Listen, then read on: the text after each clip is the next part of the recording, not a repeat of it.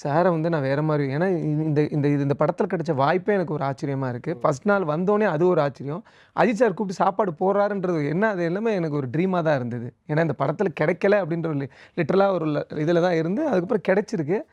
எல்லாமே ஒரு பிரமிப்பு தான். அவர் அணுகுமுறைன்னு பார்த்தீங்கன்னா, ரொம்ப புதுசுன்றதோட ஒரு ஆக்டரா எப்படி இருக்குன்றத அவர்ட்டருந்து நம்ம கத்துக்கலாம். ஆமா. நம்ம ஒரு சின்னதா ஒரு சாதாரண ஒரு இன்ஸ்டால ஏதோ ஒரு பெரிய செலிபிரிட்டியா அவங்களோட ஆட்டிட்யூட் மாறுது. ம். சார்ட்ட அது எதுவுமே இருக்காது. வன்மம் இருக்காது, கோவம் இருக்காது. நீங்க சொல்றீங்க இத்தன படம் ஃபுல்லா இவ்ளோ ஸ்ட்ரகிள் இவ்ளோ இது இருக்கு. நாங்க எவ்வளோ ஹர்ட் பண்ணியிருப்போம். நாங்க 4 பசங்க. அவர் ஃபைட்ல எவ்வளோ ஹர்ட் பண்ணியிருப்போம் எல்லாம். ஓகே. கோவமே பட மாட்டாரு அவர். ம். அவ்வளோ தன்னை தாங்கிக்குவாரே தவிர, எங்களுக்கு ஒரு அடிபட்டா துடிப்பாப்ல. அந்த நிகழ்வுகள் நடந்திருக்கு. ம். அவர் வந்து ஒவ்வொரு நிமிஷமும் அவர் வந்து பார்த்தீங்கன்னா, சுயநலம் இருக்காது. பொதுநலமா தான் யோசிப்பாரு. இந்த இடத்துல இவனுக்கு வச்சா நல்லாருக்குமா?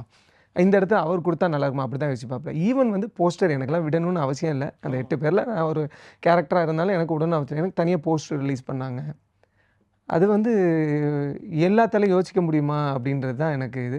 ஆனா சார்ட்டருந்து கத்துக்கிட்ட விஷயம் என்னன்னா, நிரந்தரம் இது லைஃப்ல எதுவுமே நிரந்தரம் கிடையாது. இருக்கிற வரைக்கும் மத்தவங்கள சந்தோஷமா வச்சா நம்ம நல்லா இருக்கலாம். அப்படின்றது அவர்ட்டருந்து தெளிவா தெரிஞ்சுது.